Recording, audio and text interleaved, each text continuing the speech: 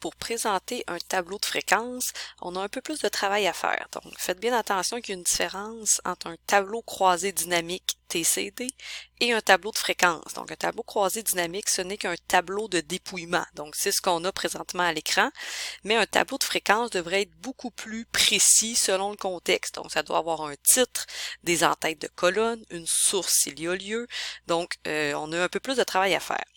Première étape, ne jamais modifier un tableau croisé dynamique. Donc, un coup que votre tableau de dépouillement est fait, venez pas changer les informations à l'intérieur.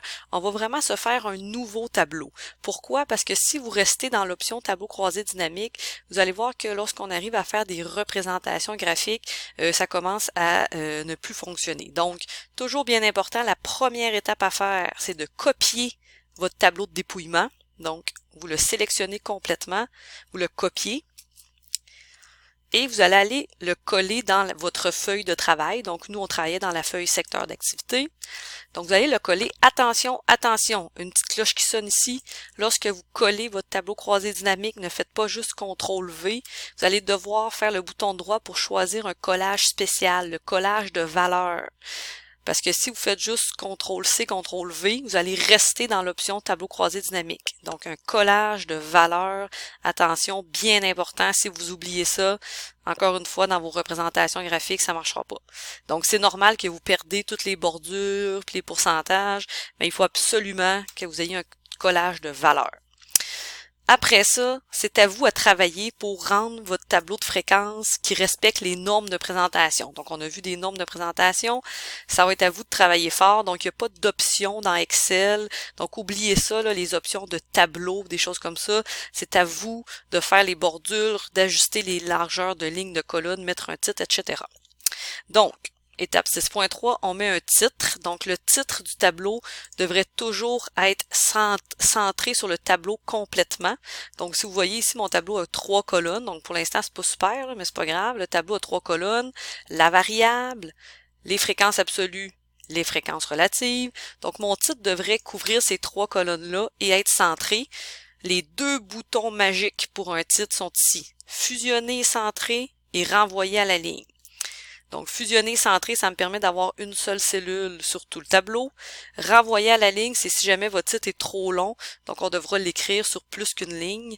Donc, bien important, quand vous faites votre titre, les 2 boutons magiques. Un titre, toujours sur le même gabarit. Répartition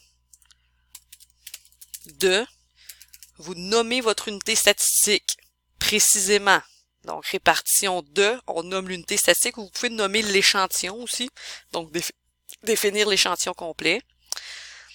Selon la variable. Donc là, vous nommez votre variable. Et s'il y a un lieu, une date, où est-ce que les données ont été récoltées. Donc, vous pouvez l'écrire aussi. Donc, répartition de, vous nommez votre unité statistique ou votre échantillon, selon la variable, lieu, date. Donc, je vous laisse compléter le titre. On pourra le corriger ensemble par la suite. Ensuite, en tête de colonne. Donc, si vous voyez la colonne qui est ici, c'est écrit étiquette de ligne. Cette colonne-là représente la variable étudiée. Quelle est notre variable étudiée dans ce tableau? Donc, le 1, 2, 3, 4, 5, 6, qu'est-ce que c'est que ça? Ça représente des secteurs d'activité. Donc, étiquette de ligne, on oublie ça, ça n'a pas rapport, ça veut rien dire. Donc, secteur d'activité.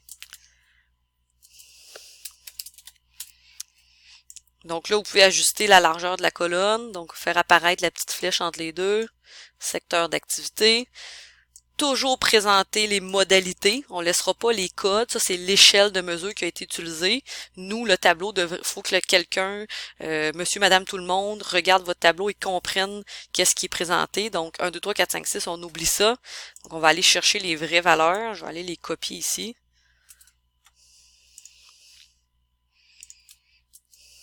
Ça, ici, on n'est pas nécessairement obligé de laisser le code numérique non plus. Ça sert à rien.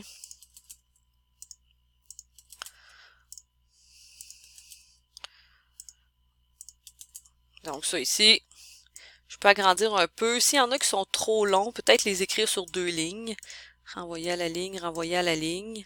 Parce qu'on voudrait pas un tableau là qui est extrêmement large. Là. Maintenant, il faut que ça soit un peu plus concis.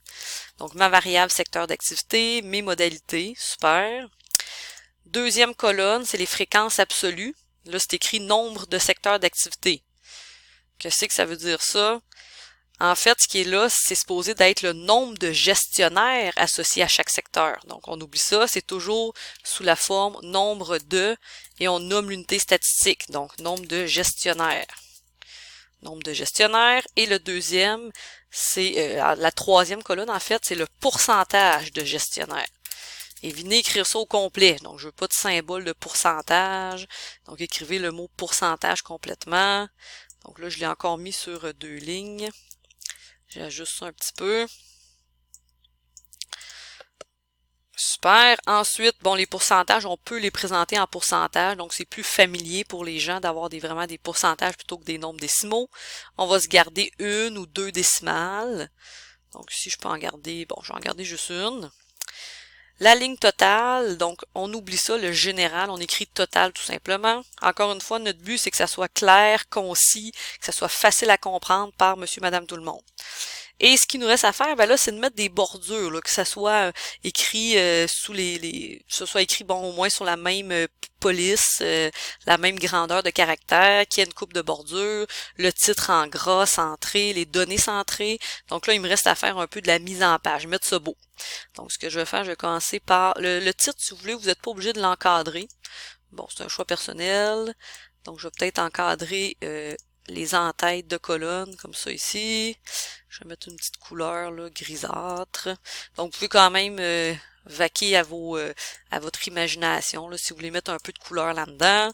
Attention, par exemple, là, faut pas que ça soit trop intense. Là. Des fois, le jaune, le rouge est peut-être à éviter un petit peu. Donc je vais comme ça, moi je suis dans le assez neutre. Donc vous pouvez y aller comme bon vous semble. Je vais tout mettre ça en taille 12. Le titre, vous pouvez le mettre un petit peu plus gros, en gras, bien important. Donc mettez-le en gras, vous pouvez peut-être mettre un caractère plus grand. Donc ça semble assez bien comme ça. Ce qui nous manque ensuite, données centrées, je l'ai dit. Ce qui nous manque, c'est la source. Attention, toujours vérifier, est-ce que vos données provenaient d'une source quelconque? Si je reviens à mes données, donc des fois il est écrit dans la mise en situation ou des fois à la fin. Donc ici, là, j'avais ma source. Donc je vais aller copier la source. Et la source devrait être aussi centrée au tableau, écrit en plus petit quand même, au moins une taille 9. Donc je centre mes cellules comme ça, renvoyer à la ligne aussi. Je vais mettre ça en 9. Peut-être la mettre comme ça ici. Je vais ajuster. Pas besoin de bordure autour de la source non plus. Donc, faut qu'elle soit là, mais peut-être moins en évidence. Bien important. Attention, s'il n'y a pas de source, on n'invente pas de source. Okay? S'il n'y a pas de source, on peut écrire source inconnue. Ou ça pourrait être ne pas en mettre, mais vous pouvez peut-être habituel de mettre source inconnue pour être certain que vous ne l'avez pas oublié. Donc, il vous reste un titre à trouver. Et lorsque vous avez à peu près cette mise en page, donc là, vous avez vraiment un tableau de fréquence qui respecte les normes de présentation.